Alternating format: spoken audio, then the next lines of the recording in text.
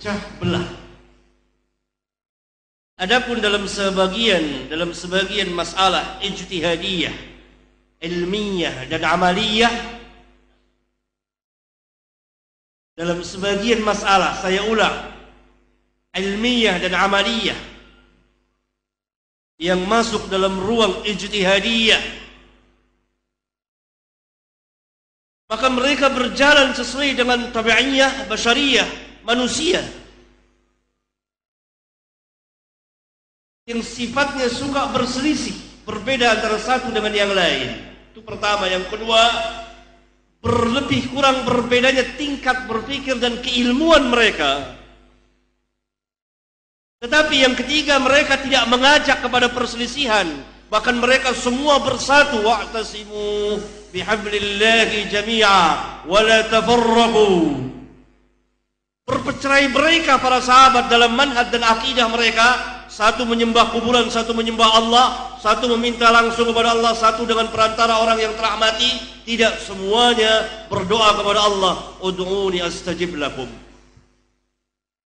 Wa idza sa'ala fas'alillah, wa idza sa'alta fas'alillah, wa idza ista'anta fasta'in billah. Kata Nabi sallallahu alaihi wasallam kepada Abdullah bin Abbas yang masih kecil. Apabila engkau minta, minta kepada Allah. Apabila mohon pertolongan kepada Allah. Manhaj dan akidah. Seluruh para sahabat percaya dan beriman akan adanya azab dan nikmat kubur. Lihat kita, Mu'tazilah tidak beriman dengan azab dan nikmat kubur, dan Mu'tazilah gaya baru yang hidup pada zaman kita sekarang ini sama. Khawarij, Mu'tazilah, Murji'ah dan lain-lain mengatakan Inil hukmu illa lillah wa man lam yahkum bima anzalallah fa ulaika humul kafirun. Mereka mengkafirkan, dan Khawarij pada zaman sekarang dan yang mengikuti mereka juga mengkafirkan kaum muslimin yang tidak berhukum dengan hukum Allah tanpa perincian. Saya ulang agar orang tidak salah paham mendengar ceramah saya ini, jawaban saya ini. Tanpa perincian, harus diperinci. Manhaj para sahabat dan tabi'in dan tabi'ut tabi'in memperinci permasalahan. Ada yang keluar dari Islam, ada yang tidak keluar dari Islam, tetapi telah melakukan maksiat yang besar. Ya. Perselisihan tentu terjadi. Bahkan ini tidak bisa dipungkiri. Bahkan malaikat pernah berselisih, malaikat rahmat dengan malaikat azab. Saudara tahu hadis yang mulia yang mengisahkan tentang seseorang yang telah membunuh 99 orang, kemudian dilengkapi jadi 100 orang, lalu dia mati di tengah jalan, maka turun malaikat rahmat dan malaikat azab. Siapa yang akan membawa? Bukankah kedua orang malaikat yang mulia itu berselisih, lalu dihakimi oleh Allah Jalla wa'ala? Perselisihan ilmiah, ijtihadiyah, tapi manhajnya satu. Manhajnya satu. Para sahabat pegangannya apa? Kitabullah dan sunnah Rasulullah SAW. Mereka mengikuti manhaj para sahabat. Seluruh para sahabat kalau ditanya aina Allah, di mana Allah, semuanya menjawab fis sama' ar-rahmanu 'alal 'arsy istawa. Ada di antara para sahabat yang meminta-minta kepada kuburan? Enggak ada. Seluruh para sahabat. Tapi dalam masalah ilmiah, ijtihadiyah, ilmiah dan amaliyah, ijtihadiyah, ya terjadi perbedaan pendapat. Apabila demikian, maka kita tidak boleh menciptakan pendapat yang ketiga. Kalau ada 3 pendapat, tidak boleh menciptakan pendapat yang keempat, karena kebenaran beredar di antara mereka. Misalnya para sahabat berbeda jadi 2 pendapat. Kita tidak boleh memunculkan pendapat yang ketiga. Harus pilih salah satu di antara 2 pendapat. Karena kebenaran beredar di antara mereka. Satu yang benar, satu yang salah. Yang benar dapat 2 pahala, yang salah dapat 1 pahala.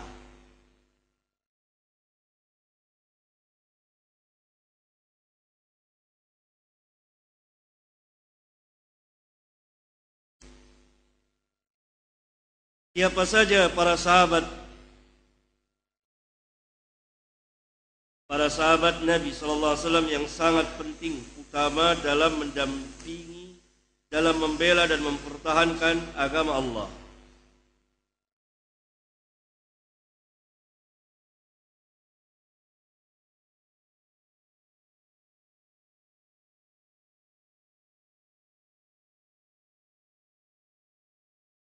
Dari satu sisi seluruh para sahabat memiliki keutamaan, kemuliaan. Dan dari satu sisi kita dilarang mencaci maki seluruh para sahabat. Satu sisi mereka derajatnya semua sama. Apa? Sahabat-sahabat Rasulullah SAW. Dari sisi yang lain, maka mereka berlebih kurang derajatnya. Ada sahabat, karena itu para ulama membagi tabaqat. Para sahabat bertabaqat, bertingkatan-tingkatan. Sampai Al-Imam Hakim di kitabnya Ma'rifatul Ulumil Hadis mengatakan ada 12 tingkatan. Yang pertama adalah generasi sahabat yang pertama-tama masuk Islam, Abu Bakar, Umar, Uthman, Ali. Yang kita kenal Al-Khulafa Ar-Rasyidin Al-Mahdiyyin. Dan yang tertinggi dari seluruh para sahabat, bahkan seluruh manusia yang termulia sesudah kenabian dan kerasulan, sesudah para nabi dan rasul adalah Abu Bakar As-Siddiq radhiyallahu taala anhu.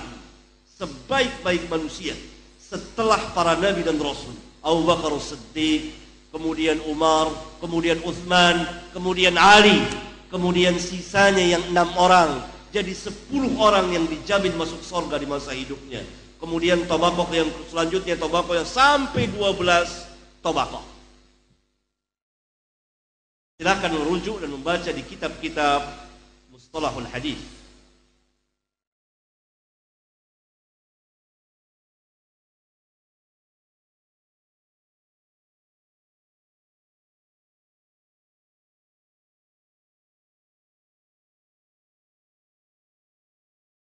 Pertanyaan selanjutnya, kitab apa yang mudah untuk dipelajari tentang para sahabat?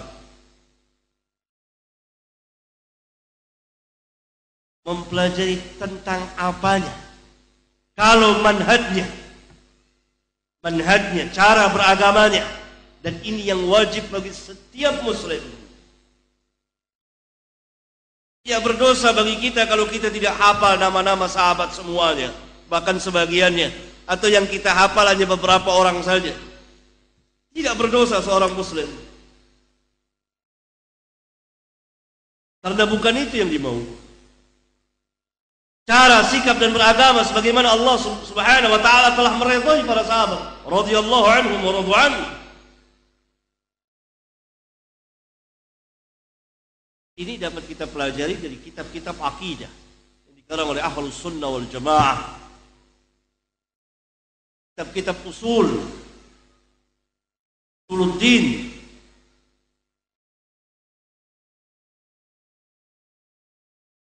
Ya. Para sahabat, para ulama telah memperinci, mewajibkan mengikuti manhaj para sahabat.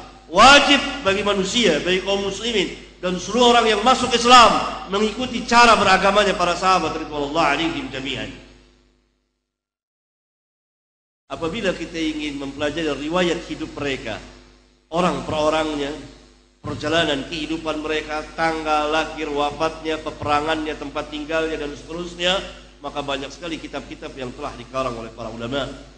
Dan yang terbaik diantaranya adalah kitab Al-Bidayah wa Nihayah oleh Al-Hafidh Ibnu Katsir, atau secara khusus kitab Al-Isabah fi Tamyiz as-Sahabah. Kitab Al-Isabah dikarang oleh Al-Hafidh Ibnu Hajar, dan lain-lain kitab banyak sekali. Tapi yang wajib bagi kita, sekali lagi yang wajib bagi kita, yang harus kita curahkan perhatian ke sana adalah mempelajari manhaj, cara beragama para sahabat.